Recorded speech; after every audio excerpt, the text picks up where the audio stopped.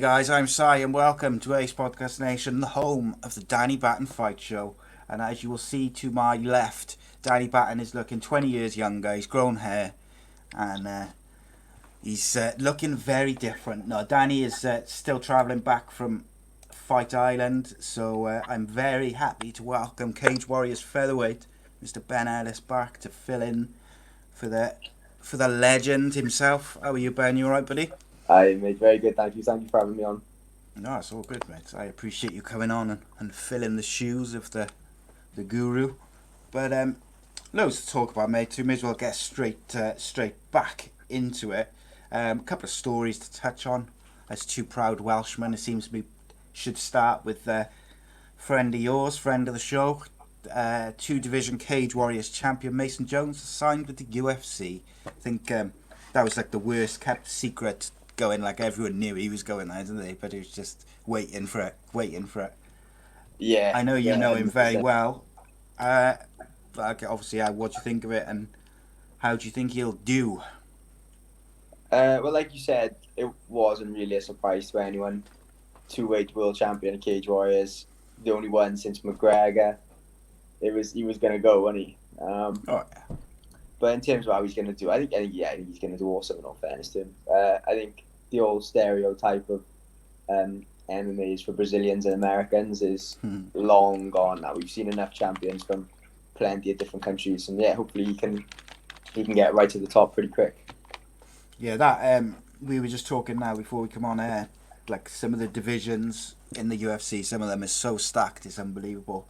And I've talked about the bantamweight division, but even that, like the lightweight division, which I'm assuming Mason will go into, is it's so stacked, like all the way. Even when you get outside the top 15, it's just an insane amount of killer guys. Like this top level guys everywhere.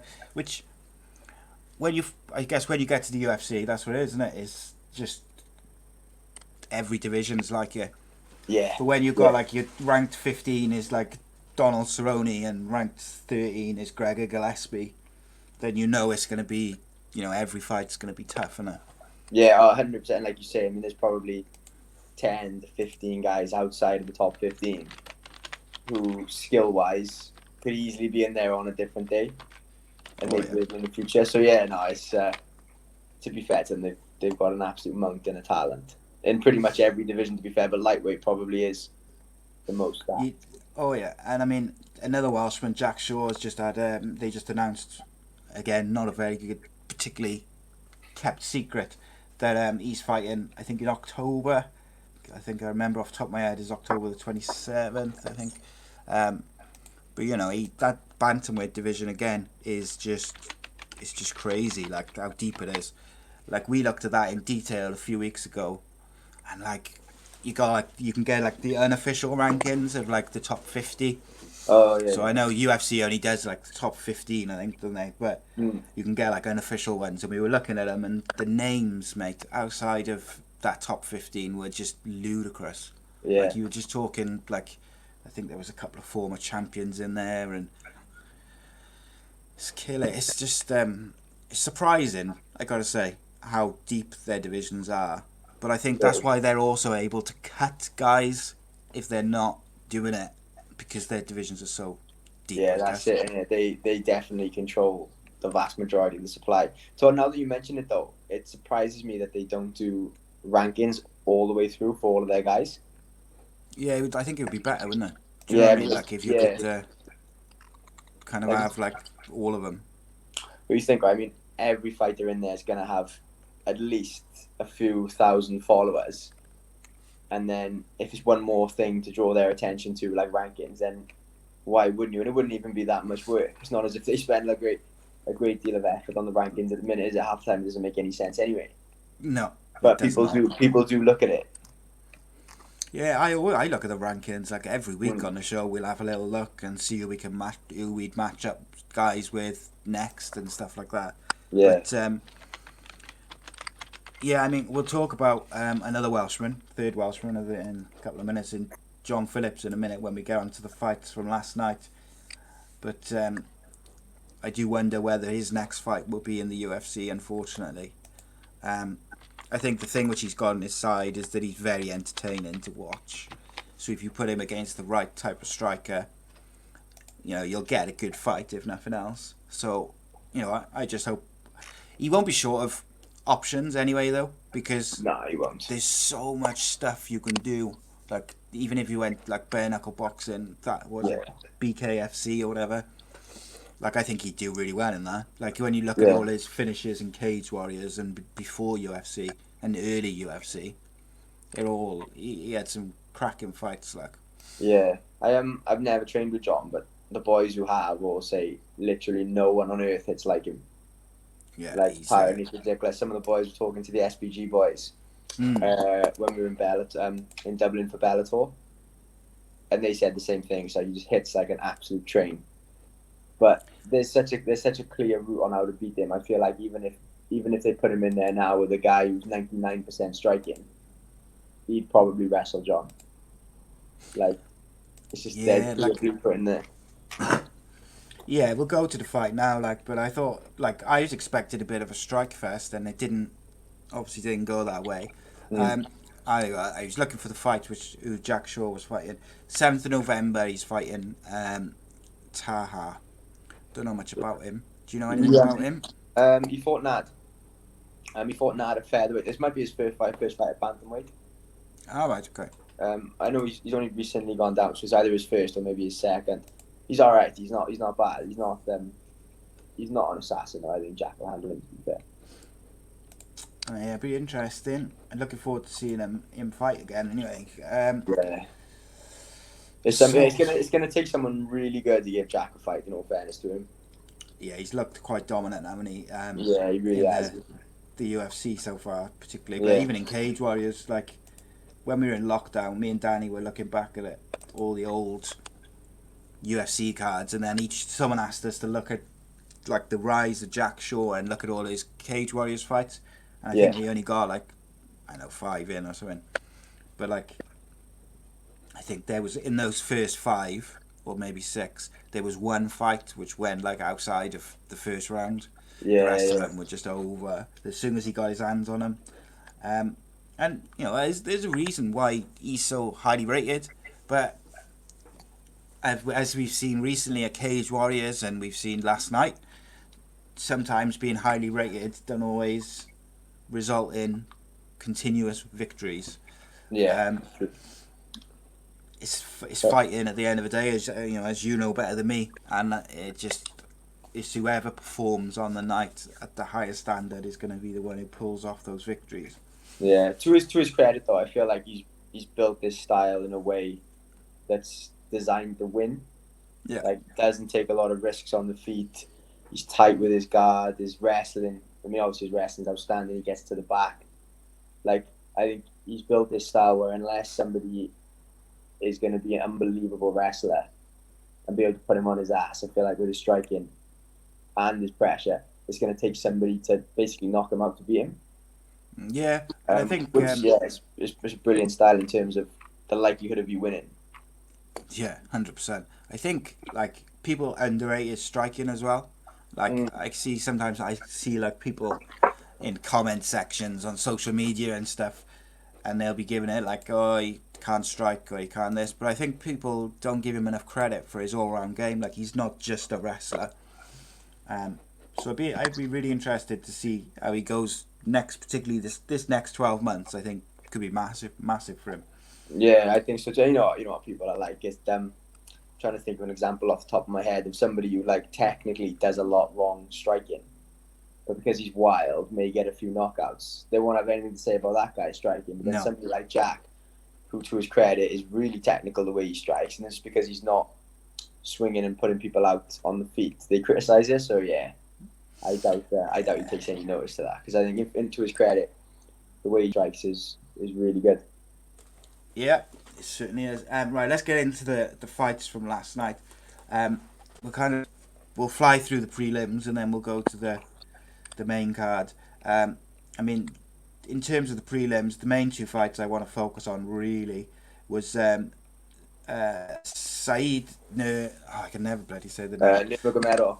yeah, that one versus Mark Striegel. What did you make of this one? Because I thought it was a bit weird, like the hook which he takes him down with like a counter left, Saeed does, and it didn't look like a massive shot. He just looked as if the Striegel was off balance, and then all of a sudden he kind of followed it up. In fairness to him, he followed it up well, but it didn't.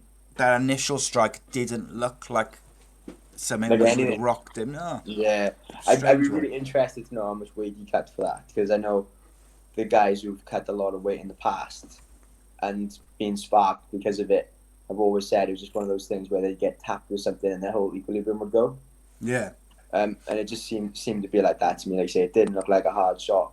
I know it was on the side of his face, but it wasn't like it was clean on the whiskers. But yet still, he was clearly hurt, and then that was all she wrote. So yeah, I think maybe it was something to do with that, just as a guess. Yeah, it was just strange because it just looked like he'd caught him off balance more than caught him with like a clean shot, which was going to spark him out. And he followed it up, and he didn't give him a chance, and he finished it. The other fight on prelims, which I was kind of focused on, was John Phillips fought Yun Young Park, which went 3 rounds.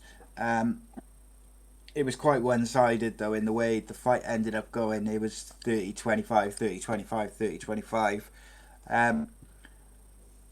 I felt a bit frustrated for John Phillips because he wasn't able to kind of implement what he would have wanted to do with the fight, and Park just kept taking him, into the clinch and taking him down, and broke records with the amount of strikes that he got off.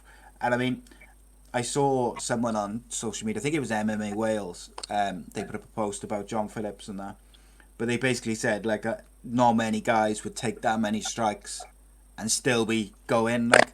Yeah. So I mean, he deserves tremendous credit for that. But I thought Park, in terms of a game plan, it was the perfect game plan for someone like John Phillips, I think, isn't it? Yeah, like you said, I mean, I think regardless of who you are and what your skill set is, if you're fighting John, the plan is going to be to do that. I mean, he struggled like with wrestling, right? And people they don't even particularly try to finish him from the back. They'll just lay on top of him, one hook in, and just tap away. I mean, he's tough as nails. He can take it, but the guys on top could probably do that all day if they had to. Yes. It was, and he's not learning as well. That's the problem. Is like we've seen. Yeah, the last couple of fights now have been the same thing, haven't they? I know Chimaev finished it, but like it was the same game plan basically, wasn't it? Yeah. Do you think John Phillips will get another fight in the UFC, or do you think we're more likely to see him elsewhere?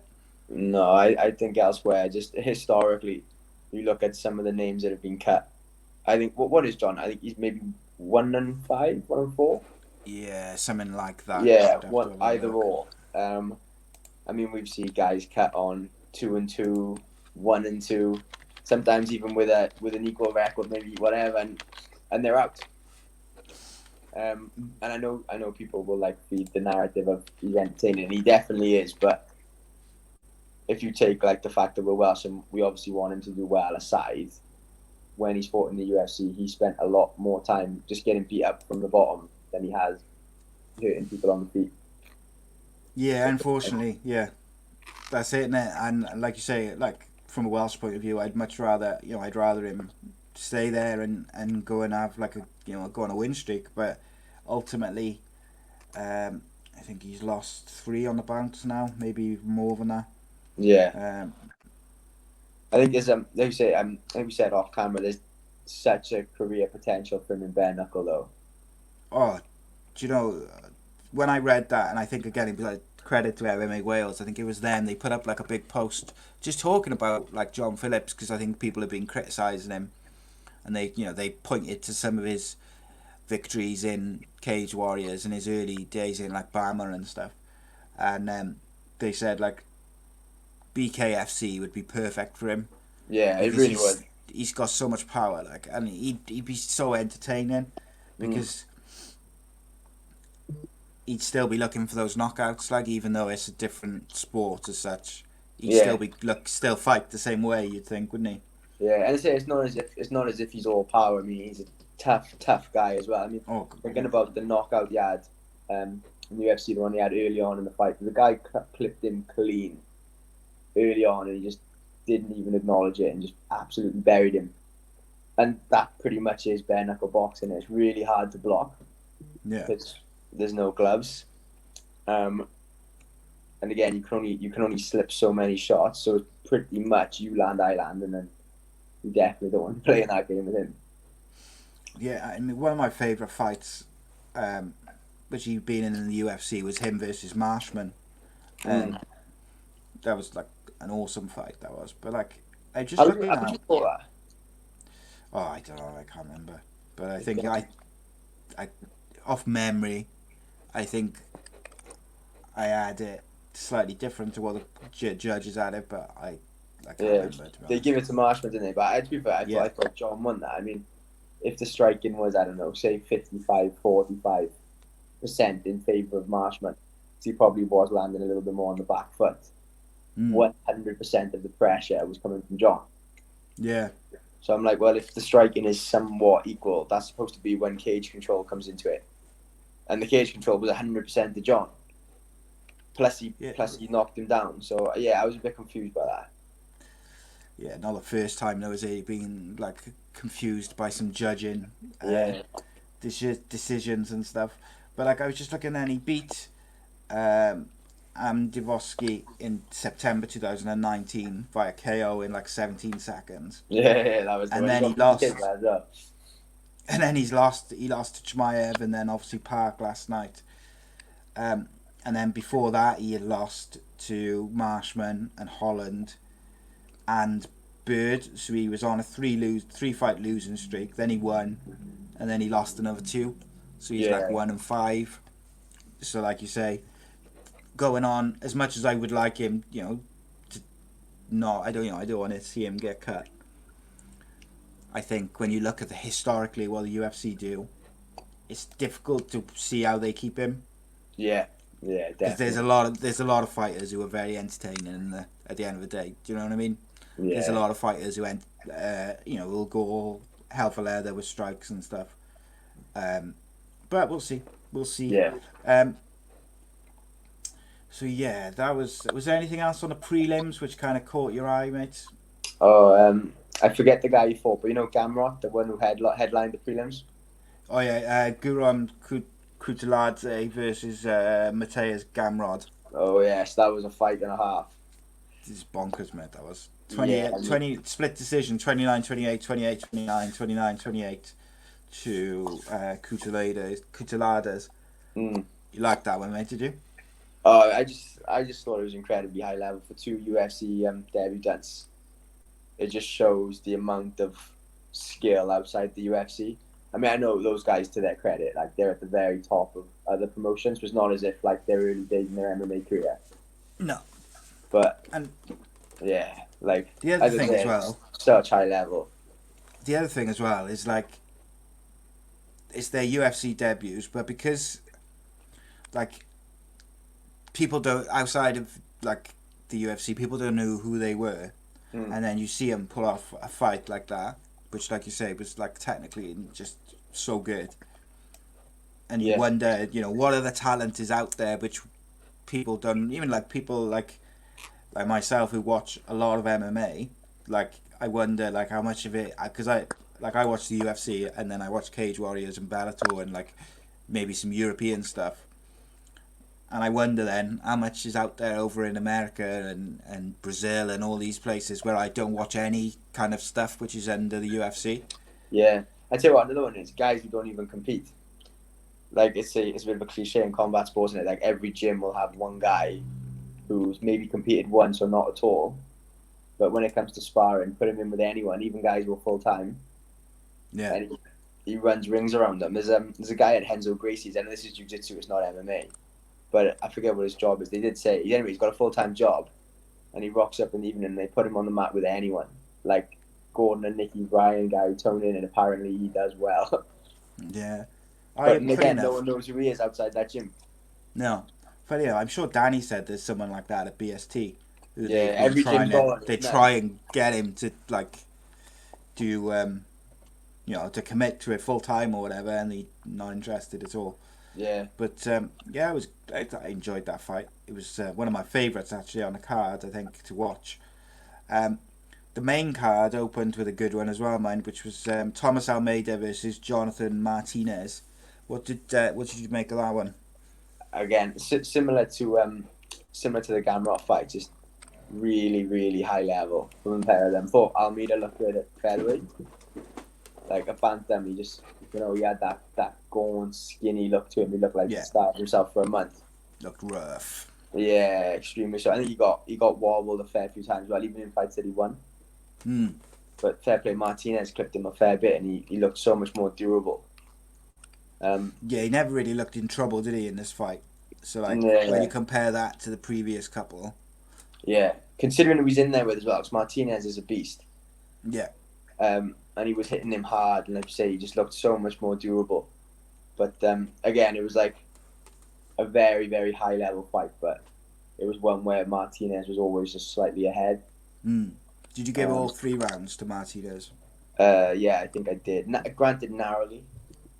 Like 30-27 sounds like a whitewash. Yeah. It wasn't. It was like every round was close, but I could never really justify giving one to Almeida. What you were saying? I had the 3, and like you say, they were close, but ultimately it was like there wasn't enough in any of them to give it to Martinez. Yeah. Give it to Almeida, but I was really impressed with both guys. I got to be honest. I thought Almeida looked solid, but I really like watching Martinez. There's just something about him. He's got like this, like everything he does looks smooth, and it's just when you got guys like that who can do a bit of everything as well. Like he goes to the ground. He looks comfortable wherever the fight goes. And I always think like if you've got that, then you got a good chance, haven't you? Yeah, I say they're all saying like the really good ones make it look easy. And he never looks stressed, does he? Do you know what I mean? He doesn't. Like, you never see him like really grunting, like snarling. It's all just slick. Comes natural to him, like. So I'd be interested to see where they go next with Martinez. Is he ranked? I don't think he is he? No, I don't think he is either. I may be wrong though. But you think Almeida looked better in bantamweight? Yeah, I think so. I think I mean obviously there's exceptions, but the whole thing about cutting drastic weight is kind of going out of the sport a little bit now. Well, there's fate, like everyone who's like when you look back over the last couple of years, or even the last 10 years, and some of those guys who've cut weight and they've come out and they look terrible. Like even when McGregor cut all that weight, do you remember how rough he looked? Yeah, he looked like a crackhead. Like we rewatched. I forget. It was we rewatched the Dennis Silva fight not so long ago, and again you don't recognize him. It's like again. I mean, I think modern day rehydration is so good now that even if someone's cutting 20 pounds on fight week, that's not too bad. It's the amount of weight you're losing in the camp. Yeah. Like you're asking someone to train the way we train, and then it's like, oh, and by the way, you've got to lose, 10 to 15 pounds. It's like, well, no wonder you're gonna look really gaunt and fragile. I was watching it with my missus last night. I was watching, and she was trying to distract me. But she was talking about I forget the guy's name. The one who fought against Nurmagomedov in the first fight, and he was he's so shredded. But she just says, like, look, he looks fragile. Looks ill, like. But then it's weird to say because he's so shredded, but yeah, it makes a lot of sense given the way he went down. Yeah, and I mean that's like whenever we ever ask for questions like of people, we always will have questions about weight cuts and why do fighters cut weight and why don't they just fight to the weight they are but ultimately it's to get an advantage, isn't it? Yeah. The thing is, it's gone the other way now, isn't it? It's gone to the point now where everyone does it just so they're not at a disadvantage. Well, yeah, that's it, isn't it? Yeah, it's not You even to can't. get an advantage. It's just not to be the one. Because I've done that in the past where there was a confusion over it was same day weigh-in or day before. So Yeah. we thought it was same day weigh-in, and it wasn't. It was a day before weigh-in. And when it came to fight night, we were not the same size at all. I still won, but like when we square off, it was like, oh god, he's big. Oh yeah. I was going to ask you actually just before we move on to the next one. Obviously, you were due to fight at the most recent Cage Warriors show. Obviously, me and you have spoken about it, but like just for the folks, um, obviously that must have been frustrating for you to be all ready and have gone through the camp and raring Yeah, to go. yeah. But it was 12 weeks of dieting, 12 weeks of training, 12 weeks of dieting. I don't cheat on my diet at all. I literally won't do anything that's not planned. So yeah, for 12 weeks of that, and then we were traveling up on the 2 day. Got to Newport because we had to stop off with my nutrition coach just to get some supplements for the rehydration. Yeah. So I just ran in. My brother was waiting in the car, and then he came in, and I was like, "What's he coming in for?" And he just went, "Oh mate, you're not gonna like this." No. And then that was that. Then, so we had a choice. We could have turned around and gone home, or go up, make weight, and fingers crossed somebody tests positive for COVID or something happens with someone. So, like I say, when you train for 12 weeks, you're gonna want to see it through. And then just the way that it lay, the only pullouts were either at lightweight or bantamweight. Yeah. But again, at that point, nobody at bantamweight wanted to take a fight up. Nobody at featherweight wanted to go up, and rightfully so. You can't be messing around that late.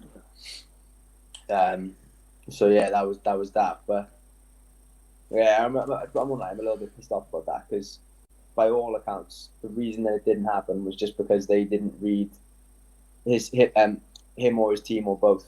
They didn't read the rules correctly when it came to COVID.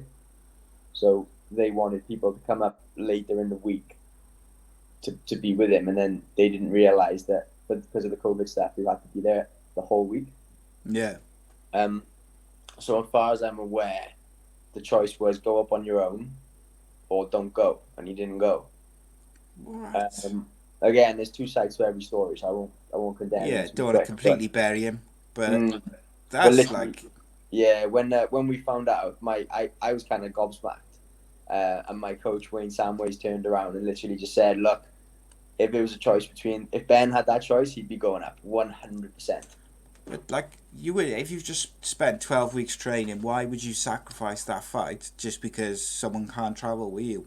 Like, yeah, no matter who it is, do you know what I mean? Even if it's like your closest confidant who's been at every fight and is your biggest influence, even if it was that person, you'd still go, do the fight, and kind of, I don't know, do it in their honour or whatever you want to say. But you yeah. don't not go like you. Do you know what I mean? A lot of people don't realize how much contact there is behind the scenes because it's like you watch two guys fight on TV and you assume that they're not around each other at all. Whereas the reality of it is you're staying in the same hotel. Like you bump into each other, you have meetings, and when you're in meetings, we've seen that with Oban and what's his head? Oh yeah. Krause. Yeah. But funny you should mention that because Figlak, he was only with his brother. Yeah. They went up on their own, and then because they know Dave Matthews from Lions Den, so it was like that was the exact point. Like the odds of you going to a show like that and knowing somebody that would jump in is really high.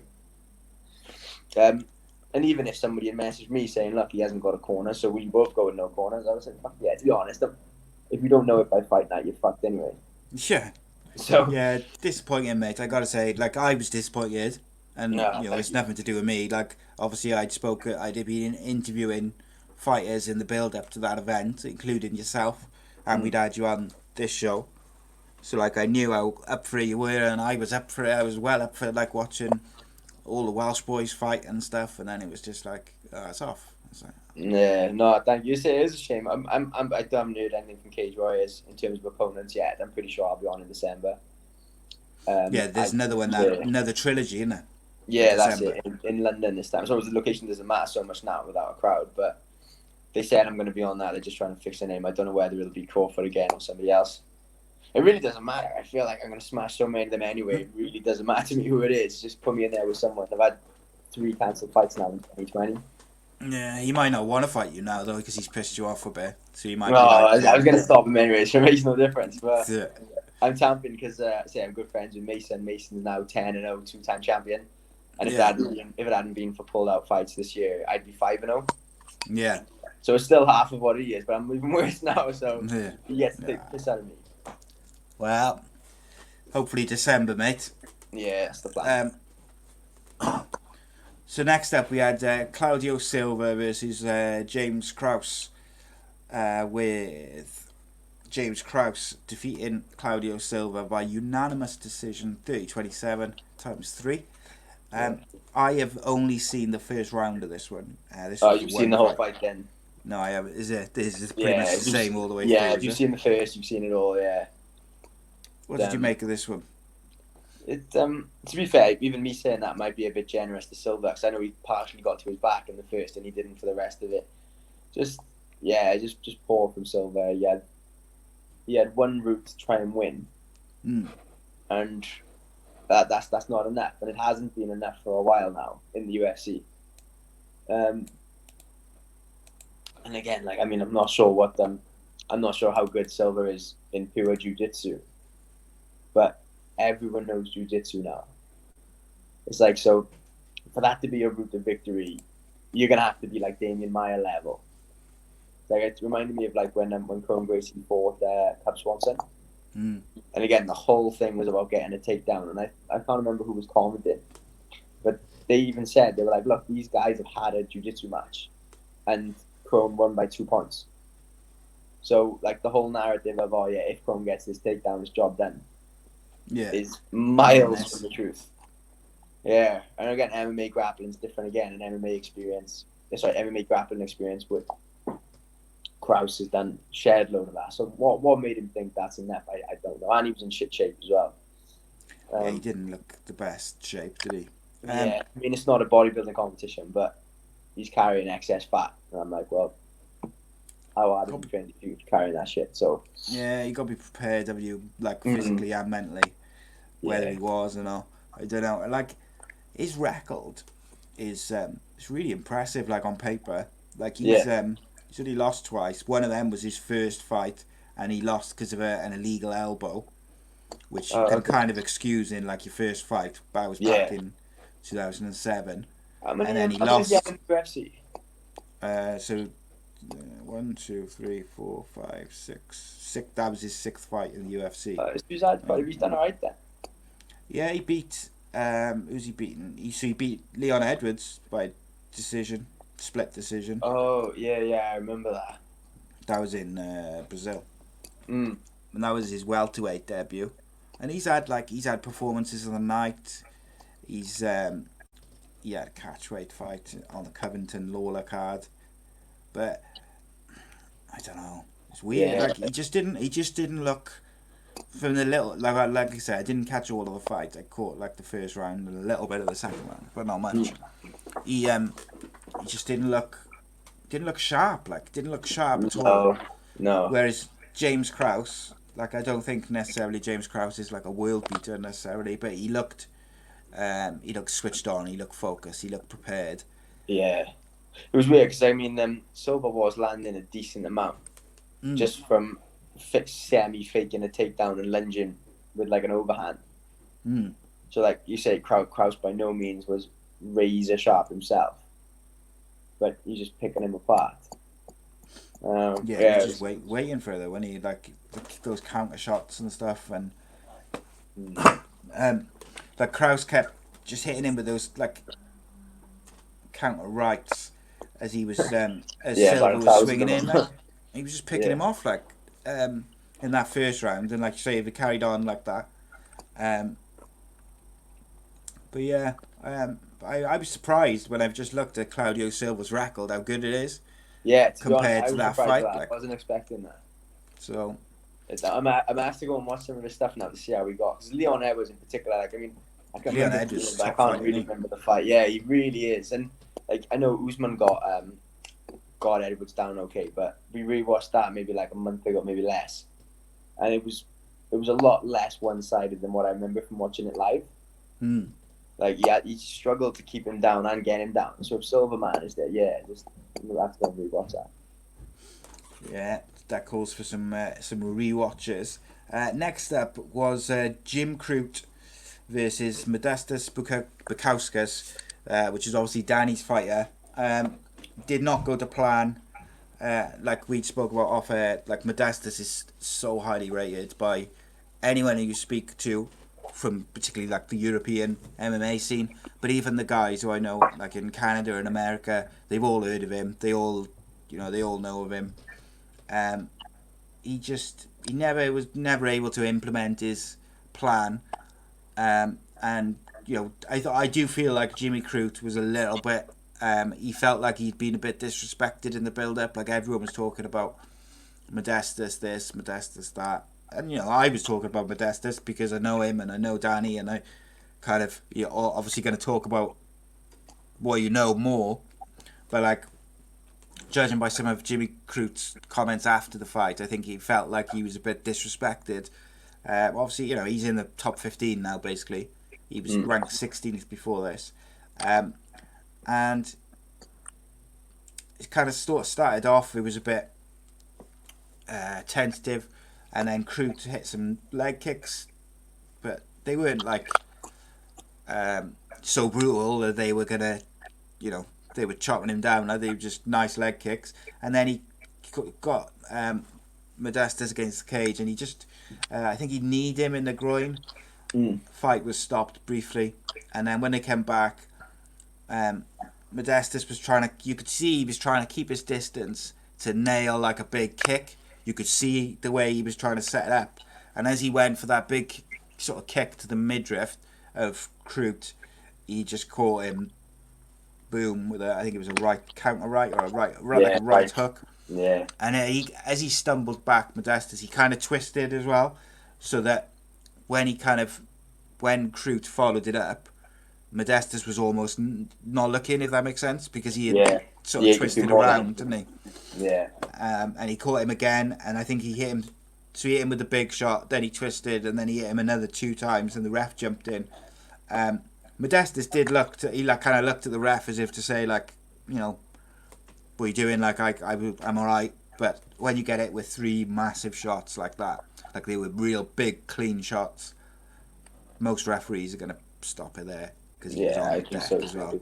Yeah.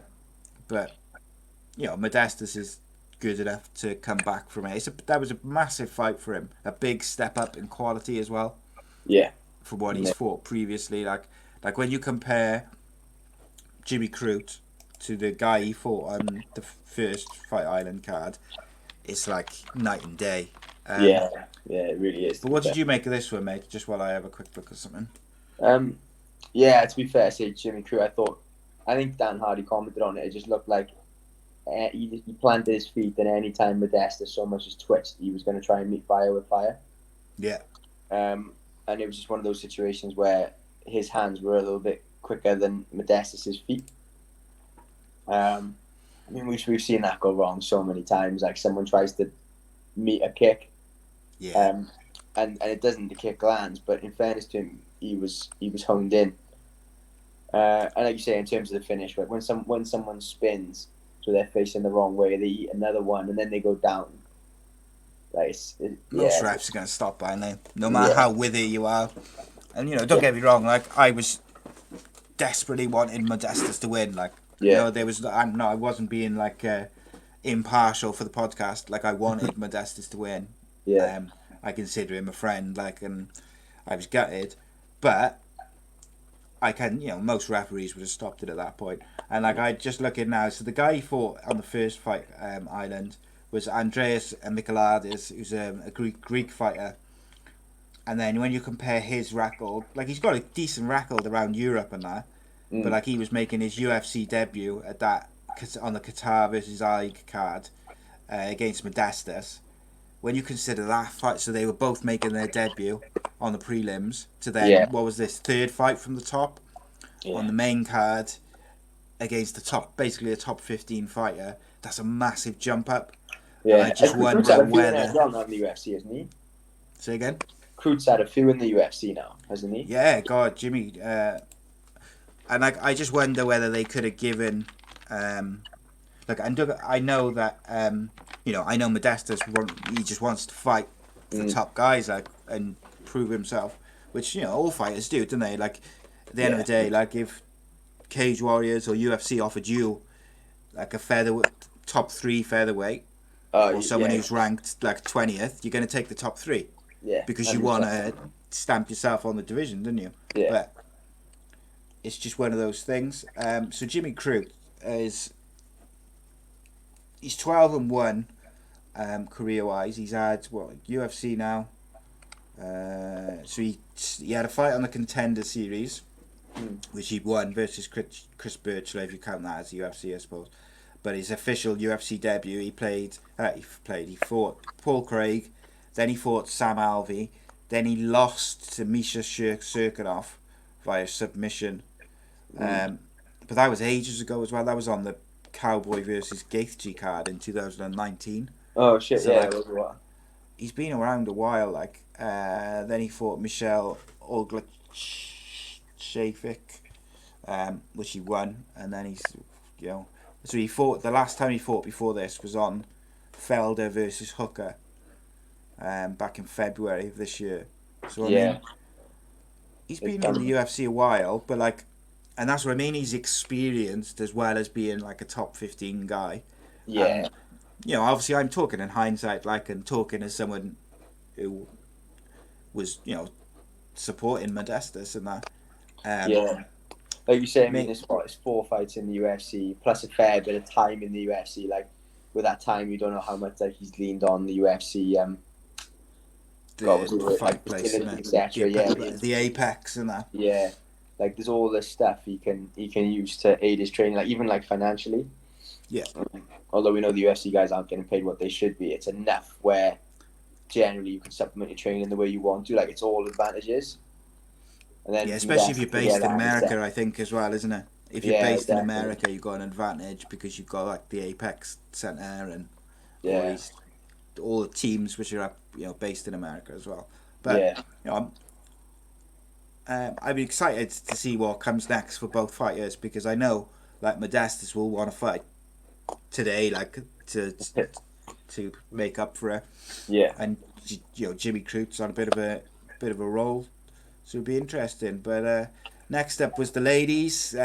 Number 1 ranked Katlyn Chookagian versus the number 2 ranked strawweight, which was Jessica Andrade. Now, you tell me as a fighter, because when towards the end of the first round, actually literally right at the end, Chookagian she took a big like rabbit punch, almost hook like into the ribs, and she like jumped back, grabbed her midsection, made like a big thing of it. I thought I was watching wrestling for a minute, like just by the and I don't mean that necessarily disrespectfully to Chookagian. It's just you don't see fighters react to that obviously very often. Like, they try and hide it, wouldn't they? Because they don't want to put a target on it. Yeah. And it didn't take Andrade long. She was like, all right, flying knee. And the only thing I can think is, I think body shots are different. Like, although the shot didn't look hard, sometimes it hasn't got to hit you hard in the stomach. No, just the right space. Yeah, like, I don't think there's no one tougher than Jeremy Stevens. And like, when Aldo caught him to the body, and you can just see it on his face how much pain he's in. Yeah. You don't see it very often, though, do you? Like, fighters react like that. Yeah, like you say, you can get like punched in the face, elbowed in the face, kicked in the knee, whatever. You can generally somewhat hide it unless there's like accumulation, but sometimes one body shot on the button, and it shuts you off. I wonder if she broke a rib or something, because it was a decent shot, like, and it caught her like right in under the ribs. And then Andrade, quite square, wasn't it? From there. Yeah. And Andrade, she really capitalised on it. Like, you see in the moment in the replay, you see the moment she notices, and she just runs it out with like a flying knee, and then hits it with a couple of shots, and it's game over. And like, I felt like as soon as she held her ribs and backed away the way she did, like, that was Yeah. kind of it. Like, it was, it was game over then, wasn't it? Yeah. To be fair, in terms of being vicious, for a female, Andrade's up there, top 5 in any female in MMA, and Yeah, there's not many more vicious than that with that. And, like, I think that was a big result for her, because obviously she fights a strawweight, and she's the number 2 ranked fighter in the strawweight, and then she fought Chookagian, who was the top flyweight, and yeah, she's very impressive. Yeah, she is, and she's a powerhouse. Yeah, she's just say 5'1" as well. She's always giving up range. She's so small, and she but she vicious. fights a bit like Daniel Cormier, doesn't she? She's in there throwing hooks, she's pummeling underhooks, she's driving people to the cage. She's a handful. I think, from memory, the only one who's really outclassed her a bit is Joanna. Yeah, back when Joanna was doing stuff. Yeah, I think that's just, let's say, Andrade's looking to wrestle, like body lock and clinch, and Joanna with her Muay Thai is just framing and elbowing, knee in, and then spinning off. Yeah. Just constantly making her reset. But yeah, she's a handful. Fair play to her. Do you reckon they'll rematch her against Zhang Weili for the strawweight title? I don't know. Yeah, maybe. Trying to think if anyone else at strawweight's really. Rose, no, Eunice maybe. But yeah, I mean, Rose's fight with Andrade is a weird one. Like, Rose was doing so well, but just Andrade just always seems to be able to hurt her. Yeah. Sorry, is that Zhang Weili? I think I really enjoy watching her fight. Like, she's unbelievable. Yeah, she's monster, she. I would. Who did she fight? And she lost. It was like a cross. Was it Nunes? No. Who did she fight? Una Weili. Yeah, it was her last fight against. It was Joanna, wasn't it? Yeah, I think it was. That was an awesome fight. Like. Yeah, it really was. I mean, if they remake that, everyone's tuning in. No question. I gotta be honest. She is my favorite female to watch. Zhang is, but like, it was someone tweeted the other day and said like, "Oh, I'd rather watch Cyborg than any other female fighter," and I was like, "Oh, mate, like you're missing so many good fighters." Like, we've been treated. 2020 has been a shit year for many reasons, but like, female MMA in the UFC has been absolutely insane. Like, the so many good fights and that. Yeah. Right. Next up, there's the main event. Brian Ortega finally back in the cage after his knee injury. Ranked number 2 versus number 4, Korean Zombie. I was really looking forward to this fight. I really was. And same. Did it disappoint? I think the Zombie disappointed a bit. I thought he was a bit underwhelming.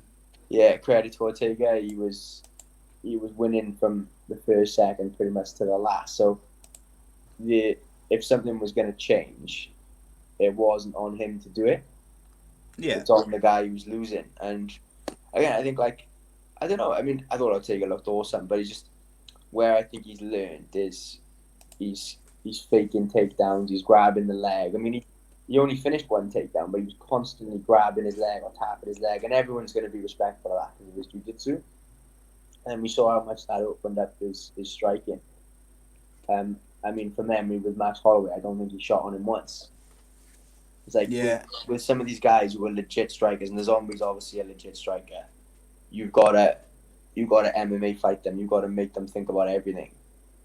And in credit to him, he did it. And then before you know it, then it's like the whole Khabib or McGregor thing. You're making him think about a takedown, and then whack, you've eaten one right across the chops. And that spinning elbow, yeah, that was slick. No fairness to him. About that. Yeah, credit to him. I mean, the Zombie's having a hard time with elbows at the minute. Yes. Seeing Rodriguez in there. But yeah, that was insane, that Rodriguez one. But even that last night was beautiful. Like, it was just so smooth. Yeah. I was disappointed with Korean Zombie a bit because I was really looking forward to this fight. But I thought it was good to see Brian Ortega back because, let's be honest, when he fought Holloway, he took an absolute pasting. Yeah. Like physically, mentally, just everything. Like it was brutal to watch. Yeah. Great, exciting fight to watch and stuff. But like I saw Ortega say, like he still hasn't, he wants to fight Holloway and rematch him and stuff. But that fight particularly was quite brutal to watch. But Yeah. I thought he was though, excellent last night. I would be interested to see it. If Ortega was fighting him in a way where it was threatening him on all levels. Yeah. You don't want to have a boxing match with Holloway. Like it's not a good idea. Like he's super long, he's super fit, and he's super sharp. But if you can make him guess on bite on level changes, then all of a sudden it gets interesting really quick. So yeah, no, I wouldn't mind. I think they're gonna give him the Volkanovski fight now, though, aren't they? Ortega. Yeah, that'd be a good fight though. Yeah, really good fight. Like he again. Oh, sorry, go on. No, I was just gonna say, like, quite often, like even in that Holloway fight, he would like almost try and walk through Holloway striking to try and get to the takedown or to strike with him. He would try and walk through it, and he was just getting smashed up. Like, whereas in this one, like you said, the feints were there. He was timing his takedowns nicely, and just everything again. Like we talked about earlier about what was it? It was Martinez, wasn't it? About how comfortable he looked and how smooth and just everything was coming naturally to him. I thought Ortega looked like that. I really thought he looked not just back to his best, but I think he looked like he'd added a few tricks to his game, like, and he just looked a lot slicker. Like, we know his jiu-jitsu is out of this world. Yeah, scary good. But I thought his striking looked good.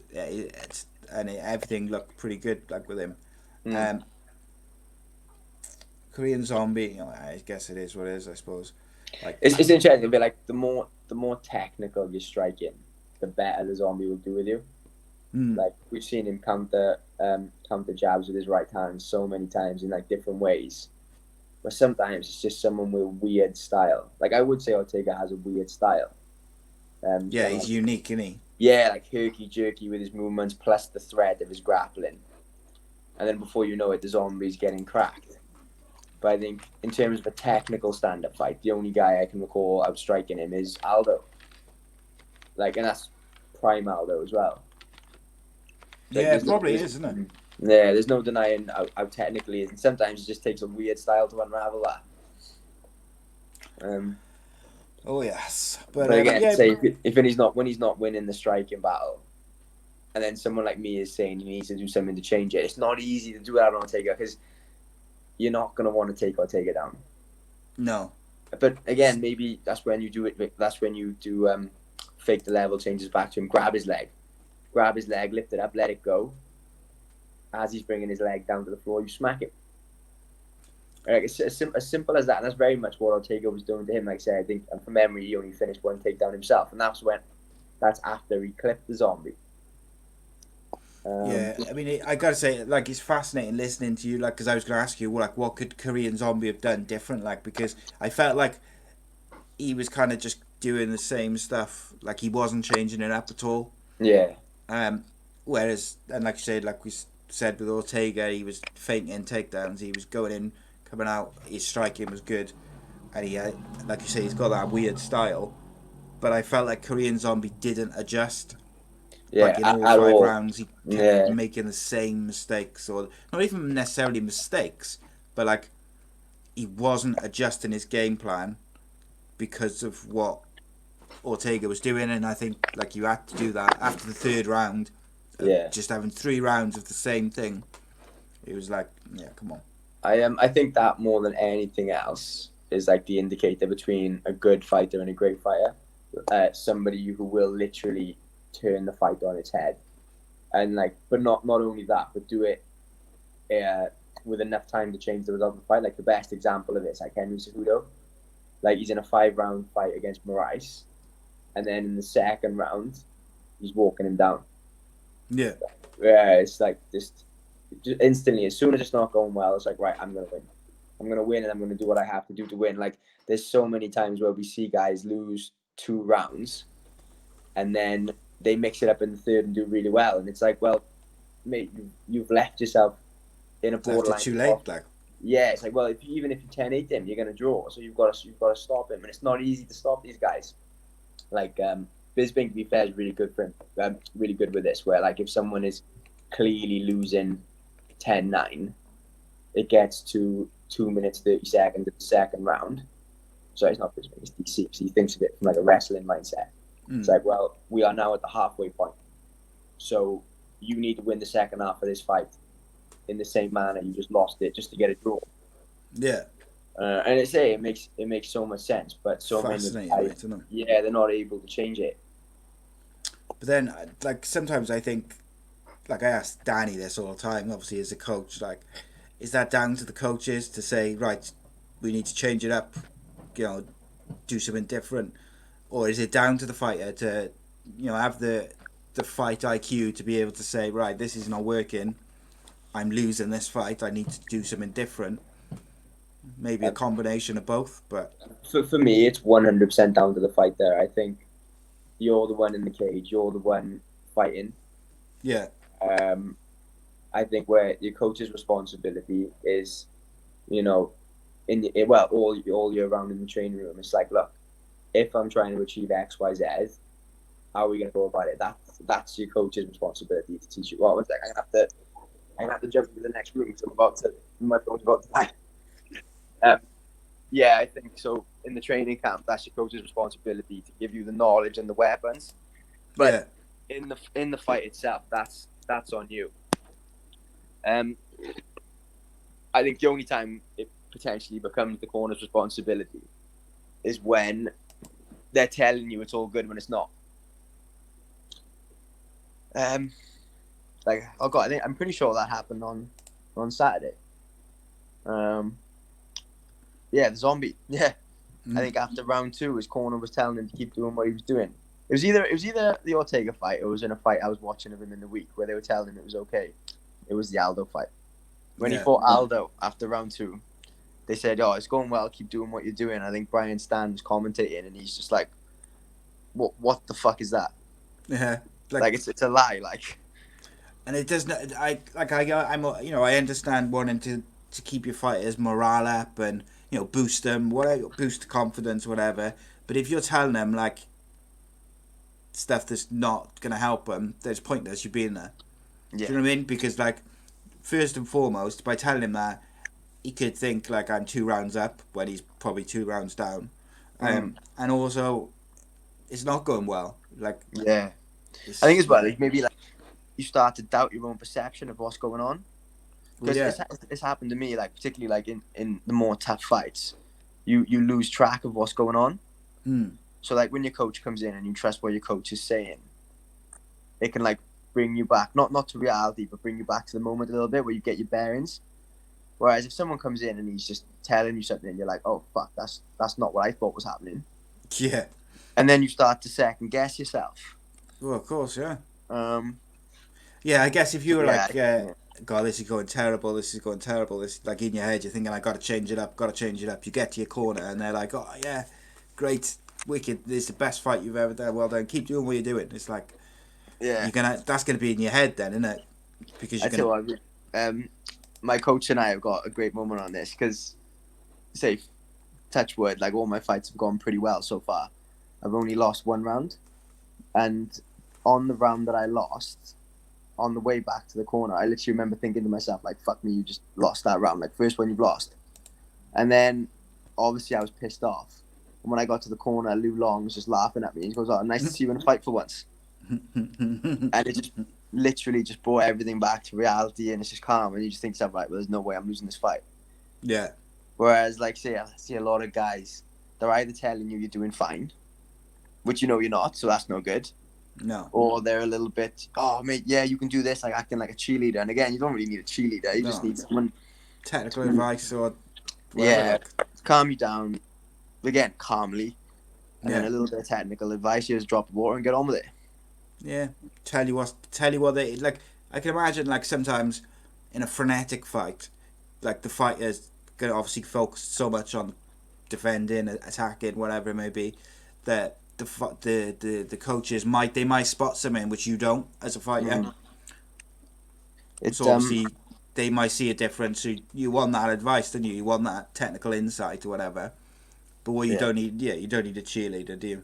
No, I tell you what, it's a nasty thing to say, but I feel like with these corners as well, a lot of them are there trying to basically promote themselves, like trying to corner in a way which is like slightly different or gets a bit of attention on them, like, is that? Yeah, and fair play. I mean, the commentators are going to commentate, so if it is different, they're going to mention it, and when they mention it, everyone then looks, oh, who's the corner there?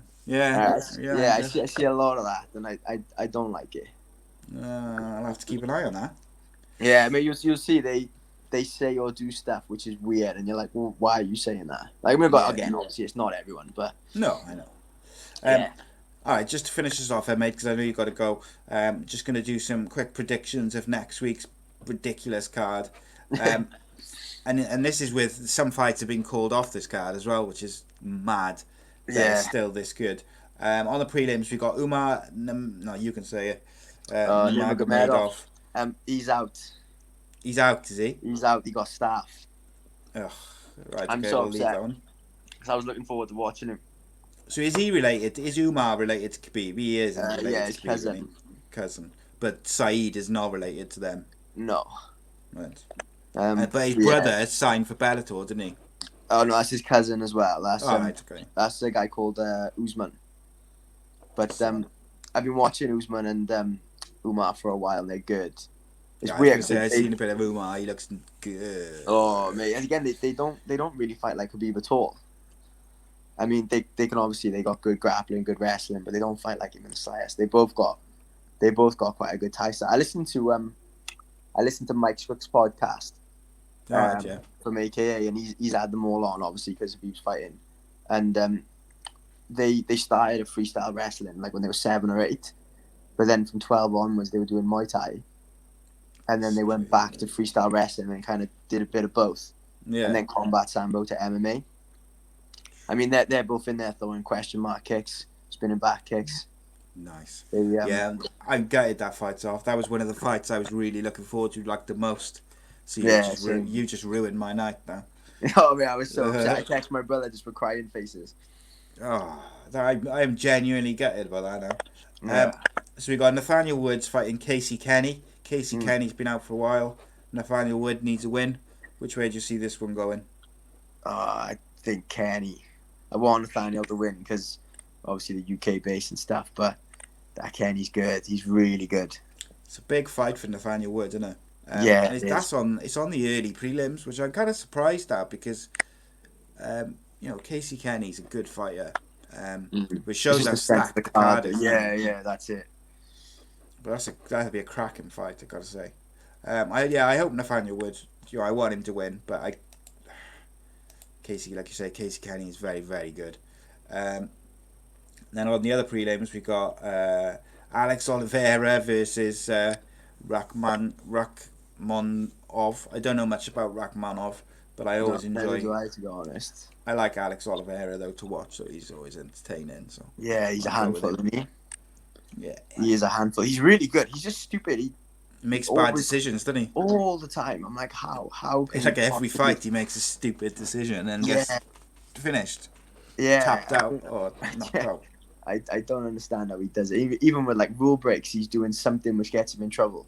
Yeah, he's it's like he gets like a rush of blood, isn't it? And just has like a brain fart and just does something stupid. Yeah. And then the main fight of the prelims, Stefan Struve versus Tai Tuivasa, and a heavyweight bout. That's going to be over in about a minute. I just can't decide who's going to win. Yeah, I think again if Struve stands with him, Tuivasa's big and Murray and he's hard as nails. He's going to take whatever you give him and throw pretty heavy stuff back. It's just his grappling lets him down. But I think one way or another, flip a coin. Probably it's almost like Tuivasa. I tell you why, because Struve's so tall. But like punching up, whatever does land is going to land right on the chin. Yeah, on the button, isn't it? I almost feel like if Struve like stands and bangs with Tai Tuivasa. I feel like that plays into Tai Tuivasa's hands, Yeah. especially if he lets it get in the pocket. And like you say, because the height difference, everything's gonna land heavy on the chin. But Yeah. I think if Stefan Struve's got a bit of a decent, not world class, but like he's got decent wrestling. Yeah. And I wonder whether he may go that route with it. But Yeah. it'd be a good fight to watch. So Yeah, because he's not particularly wrestling heavy though, is he? I can't. no, he's not. But he's like capable of it. He's basic like, but I'm not going to go through all the fights on the main card. There's too many. But like one fight I'm looking forward to is Mahmed Ankalaev versus Kutalaba. I think that's going to be a really good fight. Yeah. Who'd you fancy for that one? The Russian, I can't say his name, but Ankalaev. That's the one. I just think a little bit cleaner, a little bit more range.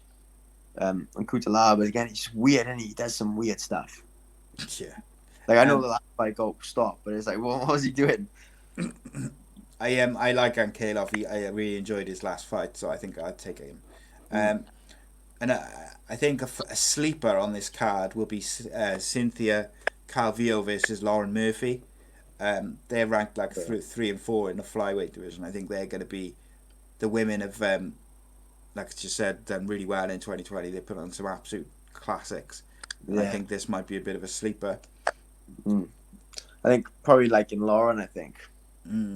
Like I know Cynthia's got good jits. She does, but it's like tough one to call, isn't it? Yeah, lack of discipline, missing weight and stuff.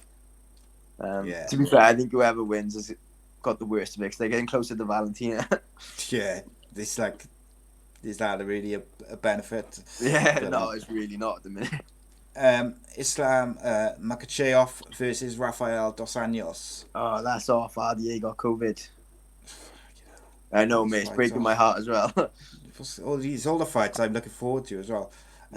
Volkov versus Walt Harris. Now that's going to be a good fight. Heavyweight. Yeah. I'll be honest. All the heavyweights are going to hate me. I don't really watch heavyweights unless they're top 5, top 6, because I find it sloppy. Technically not that great, though, are they? Yeah, really. And it's like I don't particularly want to tell the heavyweights that to their faces, like. But yeah, me neither. To be fair, I probably should keep my mouth shut. But I'm a featherweight, so I'm fast. They can catch me anyway. Yeah. But yeah, I mean, don't get me wrong. The ones at a high level, like beauty to watch. But some of them, it's just like they're like the lower ranked ones. It's just it's like even in the UFC, it's like you're not a martial artist. Like I don't see that skill level from you, and then I struggle to watch then. Yeah, sometimes it just feels like two big guys like leaning on each other. Yeah, just they get gassed out in a couple of minutes, and it's not always entertaining. But then you do get some great like 3-minute bangers, like where they just go hell for leather. Yeah, and go for it. Do you think Volkov will take that, or do you go Harris? To be honest, I'd be guessing. I haven't seen enough of them to know. No. Co-main event: Robert Whittaker versus Jared Cannonier. Whittaker, I think. Takedown defense. Needs that win. I think he's good. I think, but he's so hard to keep down. Cannonier won't be able to do too much with that. I think he'll just be a little bit cleaner striking. Yeah, I like Cannonier, but I think Robert Whittaker's just like a step up from him. Like in terms of just all round quality. So I got to go with Whittaker. And then the main event, Gaethje versus Khabib. Who's your money on? I think Khabib will choke him rear naked.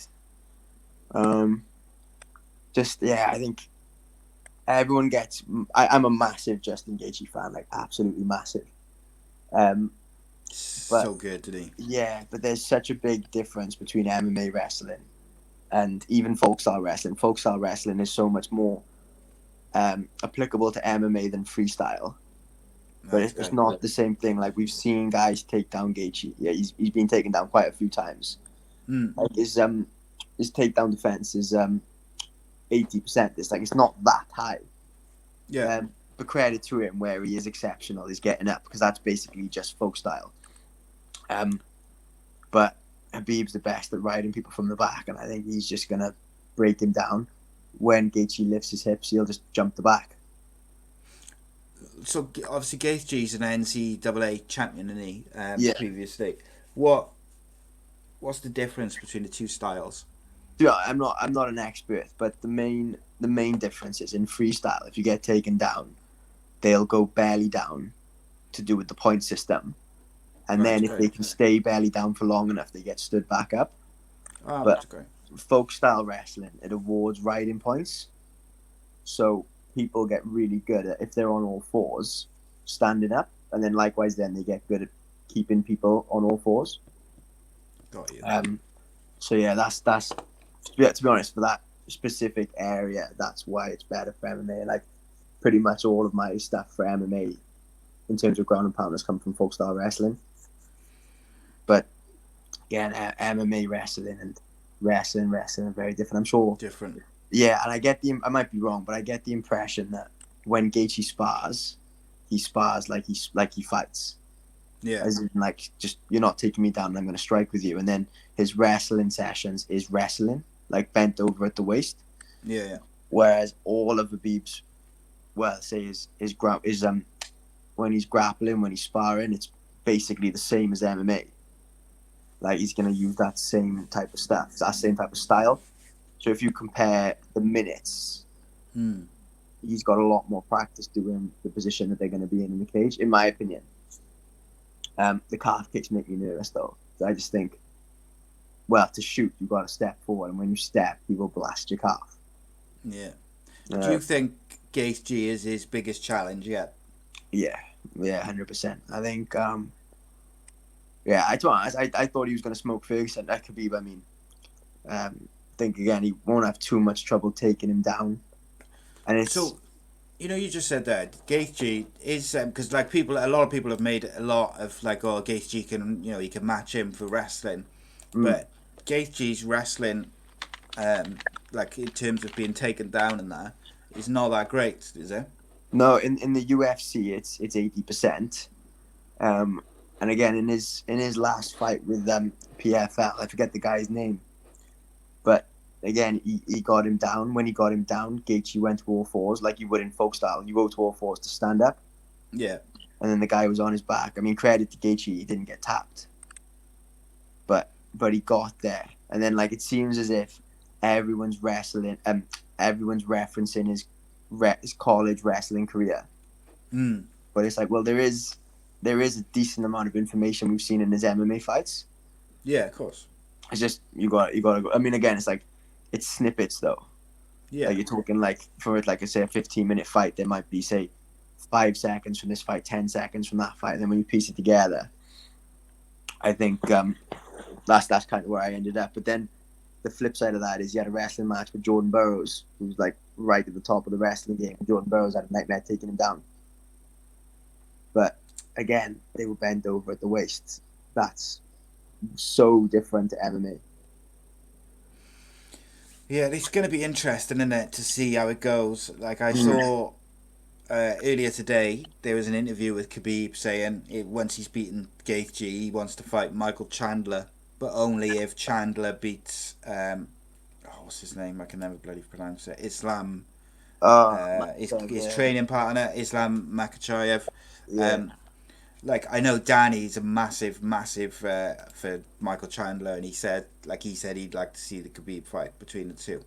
But I gotta be honest, I think Khabib's probably only got 2 more fights left before he retires, and one of them was obviously Saturday. I'm not sure if I'd want to see his last fight be Chandler against Michael Chandler. Like, I don't know, but we'll see, I guess. Yeah, it's a weird one. It's like we're all selfish. Like, we'd all have him fighting for the next 10 years, no problem. Yeah, of course. So he's gonna have to pull the plug somewhere. I think, if anyone, it's probably got to be Ferguson. Yeah, you got to get that fight done, haven't they? Yeah. Just for the sake of like get it flipping done. Yeah. And I like, as much as he destroyed Conor McGregor, I've said from the day after when we did the show, after the Khabib Conor fight, if you could guarantee me a focused and motivated Conor McGregor at the top of his game versus Khabib, then I would like to see that fight to see how Conor does.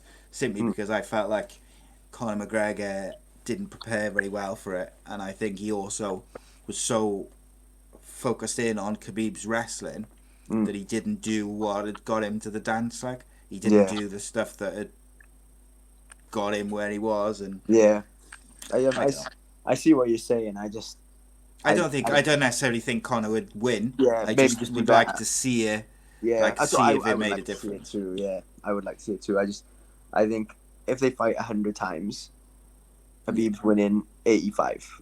Yeah, I think so. Maybe 80, maybe 90, whatever. But he's winning the overwhelming percentage just because they've built their styles that way.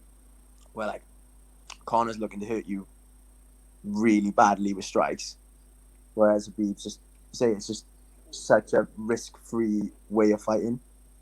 Yeah, Take you down, ride you from on top, and then just break beat you. the shit into you. Yeah, and then it just so turns out that he's kind of built his punching style around faking a takedown, and it's horrendous. I mean, I think in MMA, I'm not a massive Conor McGregor fan, but pure MMA striking, he's up there with the best we've ever seen. Like, and Yeah, I think people forget, don't they? Yeah, People have forgotten like how, like, on his way up, how good his striking was. Like, particularly his counter striking. Yeah. Like, he was finishing guys left and right, wasn't he? Yeah. And I think sometimes people forget that, and they kind of write him off as like, oh, he's a bit of a flash in the pan, and he has. And I saw some guy on Twitter the other day say he's never fought anyone, and I was like, yeah, he smoked Jose Aldo in like 10 seconds. Yeah. And in the comments, same thread of comments, someone was saying like, yeah, but you can't judge that fight because Aldo was out in 10 seconds. So like, how can you say like that was because McGregor was good? And I was like, well, yeah, he timed the shot. He knew he was coming. And like, it was almost poetic because he wound him up in the build up to the fight so much that Aldo did, like, he fell into his plan. Like, he went and did something that he wouldn't have normally done. Yeah, and he got caught. Like, but you got to give him credit for that. You can't take that away and say, "Oh, it was only 10 seconds." So yeah, people love to do it, don't they? Like if you're a dominant striker, you apparently can't grapple, and vice versa. And whoever you fight, there'll always be somebody else. And the people that you beat, even if they were good, there's a reason why you should beat them. yeah, they're getting old, or he's not what it he is was. what it is, isn't it? But yeah, that's how we go. So that's our predictions for next week. So yeah, mate, keep us informed on your fight if in December. Yeah, hopefully you'll get some news through soon and that. And you're always welcome back on, mate. Have a good chat. Yeah, no, thank you, mate. Looking forward to it. But yeah, subscribe youtube.com/Ace Podcast Nation. Follow Ben on Twitter at Ben Ellis MMA, and give us a subscribe and a follow and whatnot. And we'll be back next Wednesday for another episode of the Danny Batten Fight Show. Cheers, guys. Cheers, mate. Bye.